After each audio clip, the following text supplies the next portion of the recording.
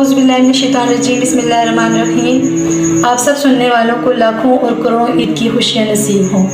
आप सब बहुत खुशकिस्मत हैं कि रमज़ान का मुक़द्दस महीना नसीब हुआ। इबादत, नवाफ़िल, कुरान पाक की तिलावत, लैलतुल क़द्र, इतिकाफ़ की तिलावत, ज़कात, सदक़ात, खैरात, फितरात सब कुछ नसीब हुआ। फिर ईद उल फितर की खुशी तब है आपको कि आपने अल्लाह का कुर्ब हासिल किया।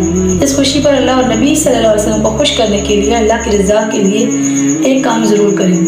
आपके अजीज़ व कारब जो बीमार हैं, लाचार हैं, मोहताज हैं, और उन लोगों को जो आपके इर्द गिर्द पड़ोस में रहने वाले हैं, अगर उनमें से कोई बीमार है, लाचार है या मोहताज है, उनको अपने कीमती वक्त में से थोड़ा सा वक्त निकाल के दें, उनकी हौसला अफजाई होगी। और आपके जाने से अगर उनको दो पल मुस्कुराना नसीब होगा तो अल्लाह आपको पूरी उम्र मुस्कुराने के मौके देगा। अल्लाह और अल्लाह का रसूल आपसे खुश होगा।